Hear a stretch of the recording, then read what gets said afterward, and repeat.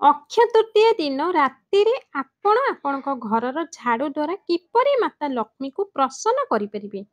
ଅକ୍ଷୟ ତୃତୀୟା ଦିନ ରାତ୍ରିରେ ଶୋଇବା ପୂର୍ବରୁ ଝାଡୁ ତଳେ ଗୋଟିଏ ଖାସ୍ ଜିନିଷ ରଖିବେ, ଯାହା ଦ୍ୱାରା ମାତା ଲକ୍ଷ୍ମୀ ନିଜେ ଦୌଡ଼ିକି ଚାଲି ଆସିବେ ଆପଣଙ୍କ ଘରକୁ। ଝାଡୁ ତ ପ୍ରତ୍ୟେକ ଘରେ ଥାଏ, କିନ୍ତୁ ଶୋଇବା ପୂର୍ବରୁ ଖାସ୍ ଜିନିଷଟିଏ ରଖିବାକୁ ପଡ଼ିବ। ଝାଡୁ ତ ପ୍ରତ୍ୟେକ ବ୍ୟକ୍ତିଙ୍କ ଘରେ ଥାଏ, କିନ୍ତୁ ବହୁତ କମ୍ ଲୋକ ଜାଣିଥାନ୍ତି କି ଝାଡୁ ସହ ସିଧା ସମ୍ବନ୍ଧ ମାତା ଲକ୍ଷ୍ମୀଙ୍କ ସହ ଯୋଡ଼ା ହୋଇଥାଏ। ଏହି ଅକ୍ଷୟ ତୃତୀୟା ଦିନ ସୂର୍ଯ୍ୟ ଓ ଚନ୍ଦ୍ରମା ତାଙ୍କ ଉଚ୍ଚ ସ୍ଥିତିରେ ରହିଥାନ୍ତି, ଆଉ ଏହି ତିଥିର ପରେ ସତ୍ୟ ଯୁଗ, ତ୍ରେତୟା ଯୁଗ ଓ ଦ୍ୱାପର ଯୁଗର ଆରମ୍ଭ ହୋଇଥିଲା ବୋଲି ମନାଯାଏ। ଖାସ୍ କରି ଅକ୍ଷୟ ତୃତୀୟା ତିଥିକୁ ଚିରଞ୍ଜୀବୀ କୁହାଯାଏ, କାହିଁକି ନା ଏହି ତିଥିରେ ଭଗବାନ ପରଶୁରାମଙ୍କର ଜନ୍ମ ହୋଇଥିଲା। ତେଣୁ ଆଜିର ଭିଡ଼ିଓରେ ଆମେ ଆପଣଙ୍କୁ ଜଣାଇବୁ କି ଅକ୍ଷୟ ତୃତୀୟା ଦିନ ରାତ୍ରିରେ ଆପଣ ଝାଡୁରେ କିମ୍ବା ଝାଡୁ ସାହାଯ୍ୟରେ ମାତା ଲକ୍ଷ୍ମୀକୁ କିପରି ପ୍ରସନ୍ନ କରିପାରିବେ। ଆଉ ସେହି ଝାଡୁ ତଳେ ଗୋଟିଏ ଖାସ୍ ଜିନିଷକୁ ଶୋଇବା ପୂର୍ବରୁ ରଖିବେ, ଯାହା ଦ୍ୱାରା ମାତା ଲକ୍ଷ୍ମୀ ନିଜେ ଆପଣଙ୍କ ଘରକୁ ଦୌଡ଼ିକି ଚାଲି ଆସିବେ। ଆପଣଙ୍କ ଜୀବନରେ ସୁଖ, ଶାନ୍ତି, ସମୃଦ୍ଧି ବି ଆସିବ। ଝାଡୁକୁ ମହାଲକ୍ଷ୍ମୀଙ୍କର ପ୍ରତୀକ ମନାଯାଏ। ଏହା ଦରିଦ୍ରତାର ଓ ଗରିବୀକୁ ଘରୁ ବାହାର କରିଦେଇଥାଏ। ଆଉ ଏହି ଝାଡୁର ଏମିତି ଉପାୟକୁ ଆମ ଧର୍ମଶାସ୍ତ୍ରରେ କୁହାଯାଇଛି, ଯାହା ପ୍ରତ୍ୟେକ ଜୀବନଙ୍କର ପ୍ରତ୍ୟେକ କଷ୍ଟକୁ, ସମସ୍ୟାକୁ ମୁକ୍ତି ଦେଇଥାଏ। ଯଦି ଆମେ ଝାଡୁ ସହ ଯୋଡ଼ା କଥାକୁ ଧ୍ୟାନରେ ରଖିବା, ତ ଆପଣ ନିଜେ ଦେଖିବେ ଆପଣଙ୍କ ଘରେ ଲଢ଼ାଇ ଝଗଡ଼ା ଦୂର ହୋଇଯିବ ଏବଂ ସେହି ଘରେ ମାତା ଲକ୍ଷ୍ମୀଙ୍କର ବାସ ହୋଇଥାଏ। ତ ଜ୍ୟୋତିଷ ଶାସ୍ତ୍ର ଅନୁସାରେ ଝାଡୁର ଗୋଟିଏ ବଡ଼ ମହତ୍ତ୍ୱ ଅଛି କି ଏହା ବେମାରୀକୁ ବି ଦୂର କରିଦେଇଥାଏ। ଅକ୍ଷୟ ତୃତୀୟା ଦିନ ଭୁଲରେ ବି ସୂର୍ଯ୍ୟାସ୍ତ ପରେ ଝାଡୁ ଲଗାଇବା ଉଚିତ ନୁହେଁ। ସୂର୍ଯ୍ୟାସ୍ତ ପରେ ଝାଡୁ ଲଗାଇବା ଦ୍ୱାରା ମାତା ଲକ୍ଷ୍ମୀ ରାଗି ଯାଇଥାନ୍ତି।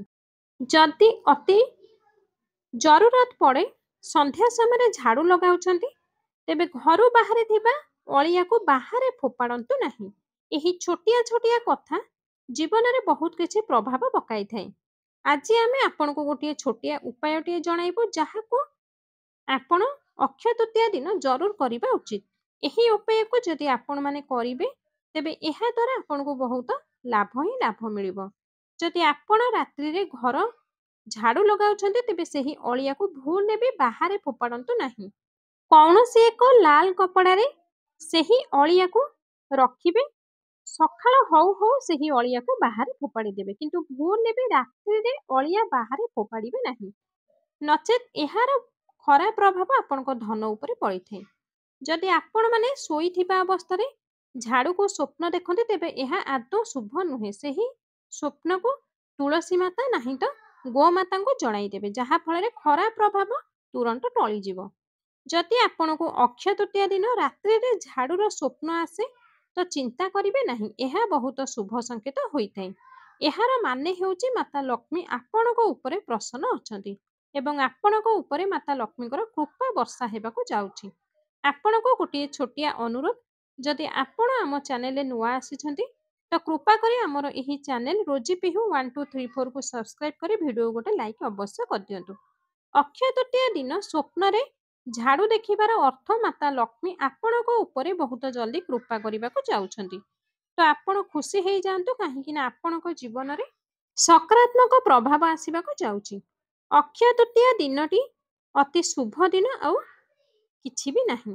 ଯଦି ଆପଣଙ୍କ ଘରେ ଝାଡୁ ପୁରୁଣା ହେଇଗଲାଣି, ତେବେ ସେହି ପୁରୁଣା ଝାଡୁକୁ ଅକ୍ଷୟ ତୃତୀୟା ଦିନ ନିଶ୍ଚୟ ବଦଳାଇ ଦିଅନ୍ତୁ। ଅକ୍ଷୟ ତୃତୀୟା ଦିନ ପୁରୁଣା ଝାଡୁକୁ ବାହାରେ ପକାଇ ଦେଇ ନୂଆ ଝାଡୁ ବ୍ୟବହାର କରିବା ଅତ୍ୟନ୍ତ ଶୁଭ ମନାଯାଏ। ଅକ୍ଷୟ ତୃତୀୟା ଦିନ ନୂଆ ଝାଡୁ କିଣିକି ଘରକୁ ଆଣିବା ଅତ୍ୟନ୍ତ ଶୁଭ ହୋଇଥାଏ। ଆଉ ଅକ୍ଷୟ ତୃତୀୟା ଦିନ ରାତ୍ରିରେ ହିଁ ପୁରୁଣା ଝାଡୁକୁ ଘରୁ ବାହାର କରିଦିଅନ୍ତୁ। ଆଉ ଏହି ରାତ୍ରି ସମୟଟି ସଠିକ ସମୟ ପୁରୁଣା ଝାଡୁକୁ ବଦଳାଇବା ପାଇଁ ଏବଂ ନୂଆ ଝାଡୁକୁ ବ୍ୟବହାର କରିବା ପାଇଁ। ଆଉ ଆପଣ ନିଜେ ଦେଖିବେ କିପରି ଏହା ଆପଣଙ୍କ ଜୀବନରେ ଖୁସିର ଆଗମନ କରିଥାଏ। ତାହେଲେ ଏବେ ଆସନ୍ତୁ ଜାଣିବା, ଅକ୍ଷୟ ତୃତୀୟା ଦିନ ରାତ୍ରିରେ ଶୋଇବା ପୂର୍ବରୁ କେଉଁ ଜିନିଷ ଝାଡୁ ତଳେ ରଖିବା ଉଚିତ, ଯାହାଦ୍ୱାରା ଆପଣ ମାତା ଲକ୍ଷ୍ମୀକୁ ପ୍ରସନ୍ନ କରିପାରିବେ। ଆଉ ସେହି ଗୁପ୍ତ ଜିନିଷଟି ହେଉଛି ରୂପାର ସିକ୍କା। ଆପଣଙ୍କୁ ଝାଡୁ ତଳେ ରଖିବାକୁ ପଡ଼ିବ। ଯଦି ଆପଣଙ୍କ ପାଖରେ ଚାନ୍ଦିର ସିକ୍କା ନାହିଁ ତ ଆପଣ ଗୋଟିଏ ଟଙ୍କିକିଆ ପଇସା ବି ଆପଣ ଝାଡ଼ୁ ତଳେ ରଖିପାରିବେ। ତାପରେ ଆପଣ ଦେଖିବେ କିପରି ଚମତ୍କାର ଘଟିବ। ଝାଡ଼ୁରେ ନକାରାତ୍ମକ ଊର୍ଜା ରହିଥାଏ। ସେହି କଏନ୍ ସେହି ନକାରାତ୍ମକ ଊର୍ଜାକୁ ଶୋଷି ନେଇଥାଏ। ତ ଆପଣ କ'ଣ କରିବେ ନା ଅକ୍ଷୟ ତୃତୀୟା ଦିନ ରାତ୍ରିରେ ଝାଡ଼ୁ ତଳେ ସେମିତି ସେହି ପଇସାଟାକୁ ରଖିବାକୁ ଦେବେ। ଅକ୍ଷୟ ତୃତୀୟା ଦିନ ପରଦିନ ସେହି ଝାଡ଼ୁକୁ ଉଠାଇ ସେହି ପଇସାକୁ ନେଇ ଆସିବେ। ସ୍ନାନ ଆଦି ସାରି ସେହି କଏନ୍‌ଟିକୁ ଭଲସେ ଧୋଇ ନେବେ, ଗଙ୍ଗା ଜଳରେ ଶୁଦ୍ଧ କରାଇଦେବେ। ତାପରେ ସେହି କଏନ୍‌କୁ ମାତା ଲକ୍ଷ୍ମୀଙ୍କ ଚରଣରେ ରଖିବେ। ଏହାଦ୍ୱାରା ଆପଣଙ୍କ ଘରର ସବୁ ନକାରାତ୍ମକ ଊର୍ଜା ଦୂର ହୋଇଯିବ ଏବଂ ମାତା ଲକ୍ଷ୍ମୀଙ୍କର ଆଶୀର୍ବାଦ ଆପଣଙ୍କୁ ମିଳିବ। ଯେବେ ଆପଣ ଏହି ଟଙ୍କିକିଆର କଏନ୍‌କୁ ସ୍ୱଚ୍ଛ କରିନେବେ, ତେବେ ଆପଣ ଧନ ରଖୁଥିବା ଜାଗାରେ ସେହି କଏନ୍‌କୁ ରଖିଦେବେ। ଏହି କଏନ୍‌କୁ ନେକ୍ସଟ ଇୟର ମାନେ 2026 ଅକ୍ଷୟ ତୃତୀୟା ପର୍ଯ୍ୟନ୍ତ ରଖିବାକୁ ଦେବେ।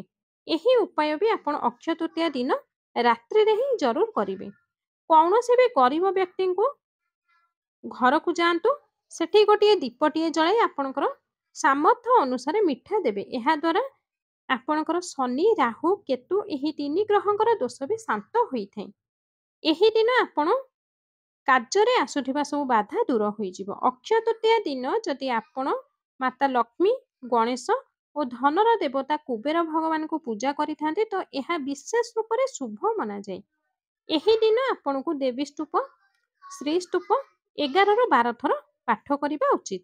ଏହା ସହ ଲକ୍ଷ୍ମୀ ସହସ୍ର ନାମ 11ରୁ 12 ଥର ପାଠ କରିବେ ଏବଂ ବିଷ୍ଣୁ ସହସ୍ର ନାମ ଆପଣ ପାଠ ବି କରିପାରିବେ।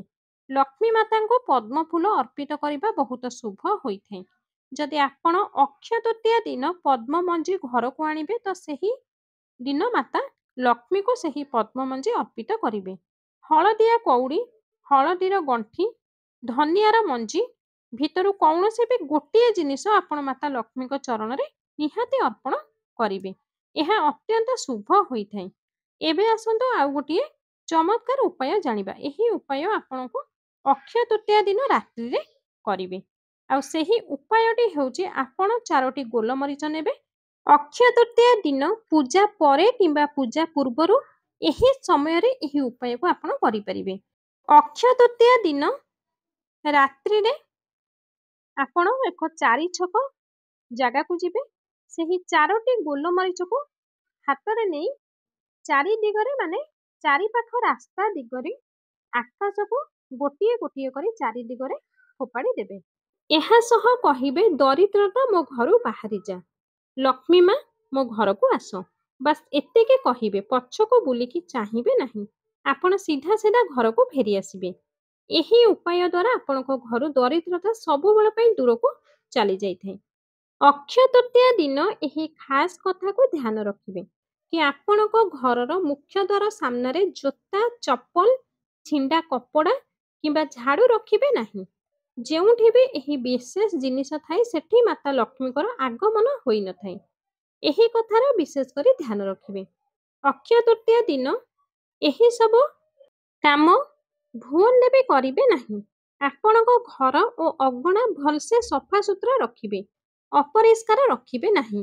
କାହିଁକି ନା ମାନ୍ୟତା ଅଛି କି ମାତା ଲକ୍ଷ୍ମୀ ଘରେ ପ୍ରବେଶ କରିଥାନ୍ତି ଏହି ଦିନ। ଅକ୍ଷୟ ତୃତୀୟା ଦିନ କାହାକୁ ବି ଭୁଲରେ ଚମଡ଼ାର ଉପହାର ଦିଅନ୍ତୁ ନାହିଁ। ଏହି ଦିନ ପୂଜା ପାଠରେ ଧଳା ରଙ୍ଗର ପୁଷ୍ପ କମ୍ ବ୍ୟବହାର କରିବେ।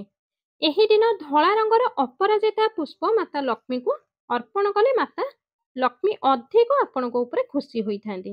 ଆପଣ ରଙ୍ଗୀନ ଗୋଲାପ ବି ଚଢ଼ାଇ ପାରିବେ। ଏହାଦ୍ୱାରା ବି ମାତା ଲକ୍ଷ୍ମୀ କୃପା ବଜାୟ ରଖିଥାନ୍ତି। ଅକ୍ଷୟ ତୃତୀୟା ଦିନ କୌଣସି ବି ଗରିବ ବା ଜରୁରତ ବ୍ୟକ୍ତିଙ୍କୁ କେବେ ବି ଖାଲି ହାତରେ ଫେରାଇବେ ନାହିଁ। ଏହି ଦିନ ମାତା ଲକ୍ଷ୍ମୀ କାହାର ବି ରୂପରେ ଆପଣଙ୍କ ଘରକୁ ଆସିପାରିଥାନ୍ତି। ଏଥିପାଇଁ ତାଙ୍କୁ ଆଦର କରନ୍ତୁ ଏବଂ ଖୁସି କରିବାର ପ୍ରୟାସ କରିବେ। ଏବେ ଆସନ୍ତୁ ଗୋଟିଏ ଖାସ୍ ଉପାୟଟି ଜାଣିବା, ଯାହାଦ୍ୱାରା କି ଆପଣଙ୍କ ଜୀବନରେ କେବେ ବି ଧନର କମି ହେବ ନାହିଁ। ଏହି ଉପାୟ ଆପଣଙ୍କୁ ଖାସ୍ କରି ଅକ୍ଷୟ ତୃତୀୟା ଦିନ କରିବାକୁ ପଡ଼ିବ। ଅକ୍ଷୟ ତୃତୀୟା ଦିନ ଅକ୍ଷତ ମାନେ ଚାଉଳର ଉପାୟ ବହୁତ ଶୁଭ ମନାଯାଏ। କାହିଁକି ନା ଚାଉଳରେ ଲକ୍ଷ୍ମୀ ମାତାଙ୍କର ବାସ ହୋଇଥାଏ। ଏଥିପାଇଁ ଆପଣ 11ଟି ଚାଉଳ ଦାନା ନେବେ ଏବଂ ଧ୍ୟାନ ଦେବେ ଯେଉଁ 11ଟି ଚାଉଳ ଦାନା ନେବେ ସେହି ଚାଉଳ ଭଙ୍ଗା ଟୁଟା ନେବେ ନାହିଁ, ଗୋଟା ଗୋଟା ନେବେ ଏବଂ ଗୋଟିଏ ଛୋଟିଆ ଚାନ୍ଦିର ସିକ୍କା ନେବେ। ସେହି ଚାଉଳକୁ ଲାଲ ସିନ୍ଦୁରରେ ଭଲସେ ବୋଳି ନେବେ। ତାପରେ ସେହି ଚାଉଳକୁ ଗୋଟିଏ ଲାଲ କପଡ଼ାରେ ରଖିଦେବେ। ତାପରେ ସେହି କପଡ଼ାକୁ ମାତା ଲକ୍ଷ୍ମୀଙ୍କ ଚରଣରେ ରଖିବେ। ଶ୍ରୀ ମହାଲକ୍ଷ୍ମୀ ନମଃ ଏହି ମନ୍ତ୍ରକୁ 11ରୁ 12 ଥର ଜପ କରିବେ। ପୂଜା ପରେ ସେହି କପଡ଼ାକୁ ବାନ୍ଧି ଗୋଟିଏ ପୋଟଳୀଟିଏ ତିଆରି କରିନେବେ। ତାପରେ ସେହି ପୋଟଳୀକୁ ଆପଣଙ୍କର ତ୍ରେଜରୀରେ ରଖିଦେବେ କିମ୍ବା ଆପଣଙ୍କର ପର୍ସରେ ରଖିଦେବେ। ଏହି ଉପାୟ ଆପଣଙ୍କୁ ଜଲ୍ଦି ହିଁ ଧନର ପ୍ରାପ୍ତି କରାଇବ। ଏହି ପୋଟଳୀକୁ ପୂଜା କରିସାରିବା ପରେ ଆପଣଙ୍କୁ ମାତା ଲକ୍ଷ୍ମୀଙ୍କର ଆଶୀର୍ବାଦ ମିଳିଯାଇଥାଏ। ଆଉ ଯେଉଁଠି ବି ଆପଣ ସେହି ପୋଟଳୀକୁ ରଖିବେ ସେଠି ସବୁବେଳେ ଧନର ବର୍ଷା ହେବ ହିଁ ହେବ। ଏଥିପାଇଁ ଏହାକୁ ଆପଣଙ୍କର ତ୍ରେଜରୀରେ କିମ୍ବା ଦୋକାନର ବାକ୍ସରେ ବି ଆପଣ ଏହାକୁ ରଖିପାରିବେ। ମନାଯାଏ କି ଯେଉଁ ପୋଟଳୀ ଆପଣ ଚାଉଳରେ ରଖିବେ ତାହା ମାତା ଲକ୍ଷ୍ମୀ ଓ ଧନକୁ ଆକର୍ଷିତ କରିଥାଏ। ଯଦି ଆପଣ ଏହି ପୋଟଳୀକୁ ଧନ ରଖୁଥିବା ସ୍ଥାନରେ ତ୍ରେଜରୀରେ କିମ୍ବା ଦୋକାନର ବାକ୍ସରେ ରଖିଥାନ୍ତି ତ ଧନକୁ ବହୁତ ଜଲ୍ଦି ଆକର୍ଷିତ କରିଥାଏ। ଏହି 11ଟି ଚାଉଳର ଉପାୟକୁ ଆପଣ ଅକ୍ଷୟ ତୃତୀୟା ଦିନ ରାତିରେ ହିଁ କରିବା ଉଚିତ। ଯଦି ଆପଣ ଅକ୍ଷୟ ତୃତୀୟା ପାଇଁ ଘର ସଫା କରୁଛନ୍ତି, ଯଦି ଆପଣଙ୍କୁ ପୁରୁଣା ଶଙ୍ଖ କିମ୍ବା ପୁରୁଣା କଉଡ଼ି ମିଳିଥାଏ ତ ଏହାକୁ ଭୁଲରେ ବି ଫୋପାଡ଼ନ୍ତୁ ନାହିଁ। ସେହି ସାମଗ୍ରୀକୁ ନେଇ ଆପଣଙ୍କ ଘରେ କୌଣସି ପବିତ୍ର ସ୍ଥାନରେ ରଖିପାରିବେ। କାହିଁକି ନା ଘରୁ ଏହି ଜିନିଷକୁ ବାହାର କରିବା ଦ୍ୱାରା ଆପଣଙ୍କ ଘରୁ ଲକ୍ଷ୍ମୀ ଛାଡ଼ି ଚାଲି ଯାଇଥାନ୍ତି। ଧାର୍ମିକ ମାନ୍ୟତା ଅନୁସାରେ ଯଦି ଘର ସଫା କରୁଥିବା ବେଳେ ମୟୂର ପଙ୍ଖ ମିଳେ ତ ସେହି ମୟୂର ପଙ୍ଖକୁ ବି ଫୋପାଡ଼ିବେ ନାହିଁ।